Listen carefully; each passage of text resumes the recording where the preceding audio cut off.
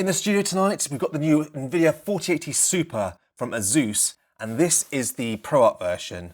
Now the ProArt version is a bit more sort of content creator or sort of a bit more professional looking than your usual blinged up RGB graphics card. There is no RGB on this, it's very minimalist looking, pretty professional, and it's also quite a compact graphics card. So we're going to be actually taking a look around this graphics card. I'm going to pop it in an ATX case and we're going to test its thermals and see how well it performs. We're not going to go too heavy on the benchmark because there's hundreds of 4080 Super reviews out there with tons of benchmarks, but we're just going to look at this particular model in case this is one you're interested in. So let's open the box, see what we get.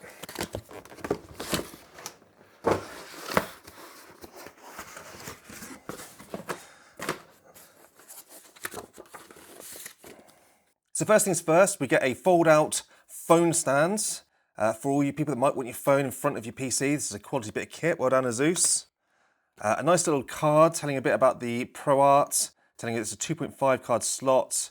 It's pretty good for overclocking and heat dissipation, but it's not the top of the line for that. We have a quick start guide. It says how to use a graphics card holder, warranty card, and the wiring. Then on the next level,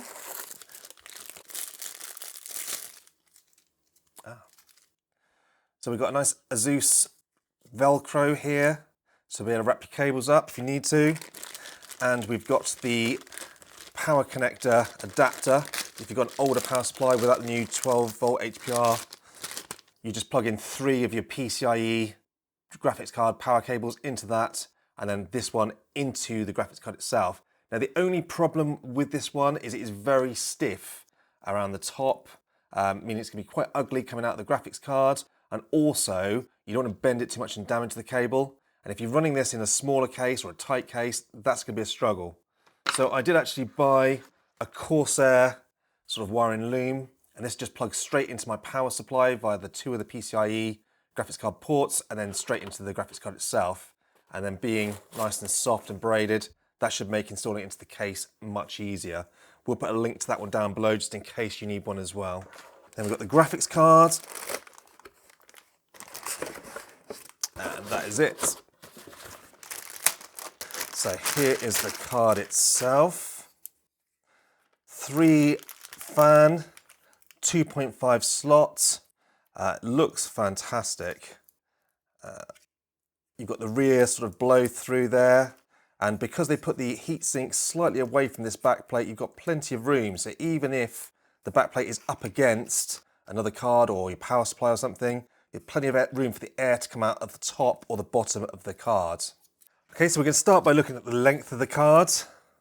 And we are 300 millimeters long. The height of the card is 115 millimeters.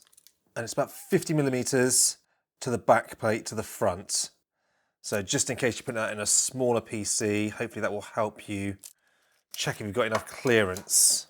And with regards to weight, so 1.09 kilograms, so quite a hefty weight as you'd expect from a 4080 with this much beefy heatsink on it.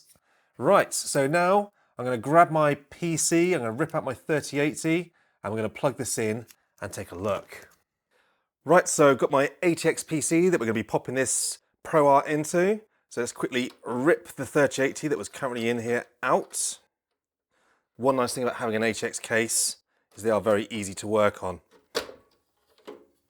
Little plug for my Hoto precision screwdriver. This thing has been an absolute godsend. Right, old card out.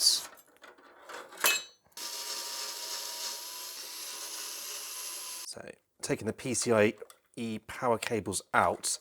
Now bear in mind, as I mentioned earlier on, we could plug the cables into this 3-way splitter to the new power connector for these 4080 series, but that would be incredibly ugly. So I'm going to literally take these entire PCIe cables out and replace with my white one.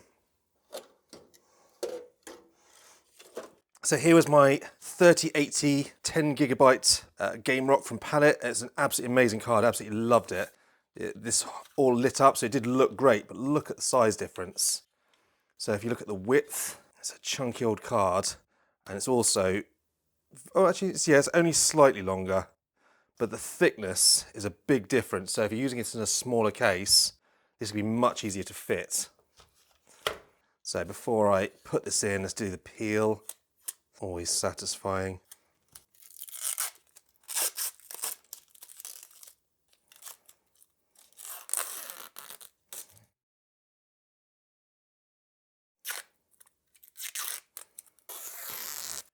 There. So that's my old PCIe cables out. Let me put in these in. Should make it a lot cleaner.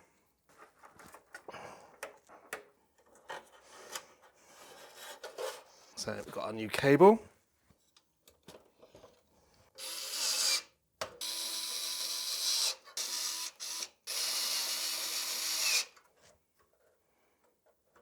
So let's put the panel on. I'm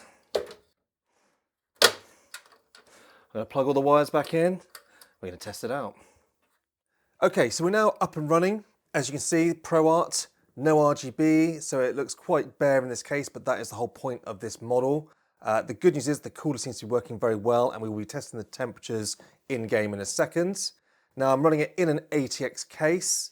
We've got just one fan in and one fan out, and then obviously a 12,700K as well as the graphics card itself.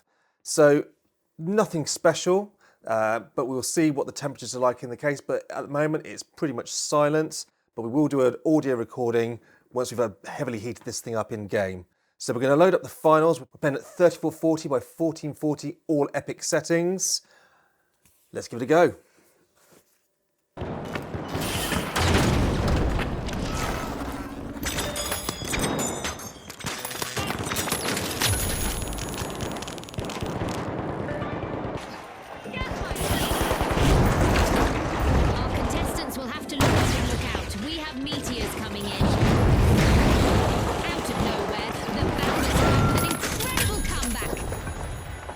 Okay, so we've been playing for some time now. Now this isn't the most demanding game. You can see we're only doing 70% usage.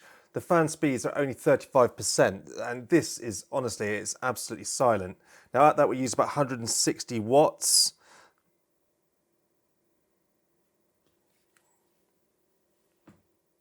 And as you can see, just over 42 decibels. So we will try a slightly more demanding game in a minute, just so you can see the difference. When playing Modern Warfare 2 at 1440p maxed out settings, I was actually hitting 100% GPU usage. Now, at that point, the fan speed was at just over 50% and was still incredibly quiet. Okay, so the machine is fully warmed up with a bit of COD Modern Warfare. 3440 by 1440 resolution, and we have got 98% GPU usage and 51% fan speed. It's only 65 to 67 degrees and great clocks. So just to give you an idea of how noisy it is, I have set the system fans to be quiet so we can hear the fan noise of the actual graphics card.